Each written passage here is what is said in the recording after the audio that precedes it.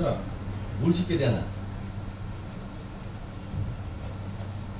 ভুলটা কি বলবো, আমি শুধু মায়েরা আসমানে রাখলাম বা মাথার উপরে রাখলাম, কিন্তু এইটা মাথার উপরে ফেলে না যে এই মাথার থেকে কিন্তু পড়তে পারে। পড়ে গেলে কি অবস্থা করবো?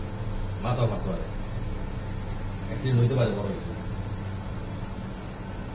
ঠিক না?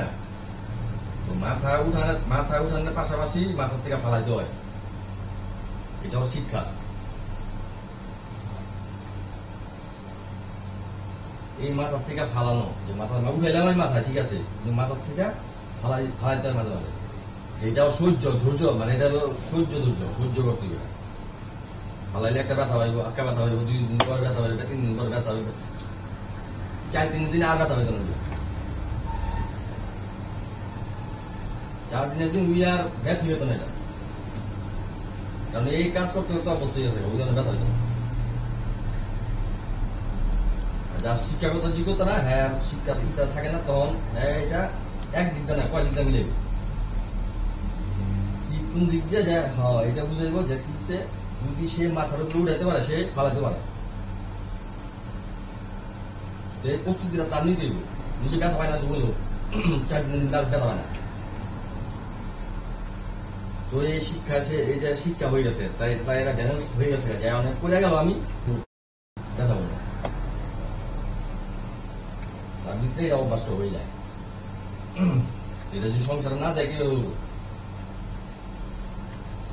আর এর জন্যই এগুলো হয়েছে,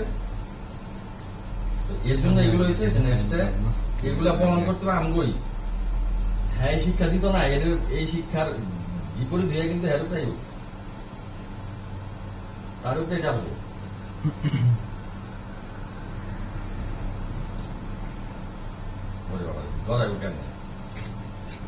গড়াইবোটা কেমনে? শাসন করতে সময় যেভাবে শাসন করুক, শাসনটা করার সময় শাসন থাকতে হবে, শাসনের সময় শাসন।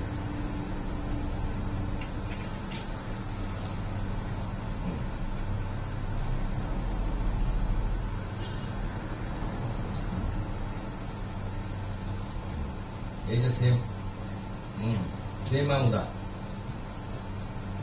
টেয়াই গনছে, সেম মামুদা টেয়াই গনছে।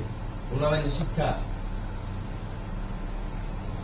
ওরা বাইনে বাপের কাছে কইব মার কোনো ব্যাড এফেক্ট, মার এটা সমস্যা, বাপ মার সাথে কথা বলবো যে এরকম বাসায় উন্নত আটা শিখে গেছে।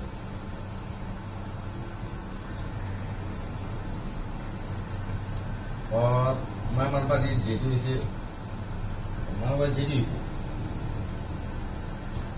যাই কিছু হয়েছে সেটা অবদানের শোনা, ওরা কোনো কিছু বলার তো রাখে না। মামার বাড়ি কিছু খায় নাই, মামার বাড়ি কিছু কর নাই, মামা নানারা কিছু কর নাই।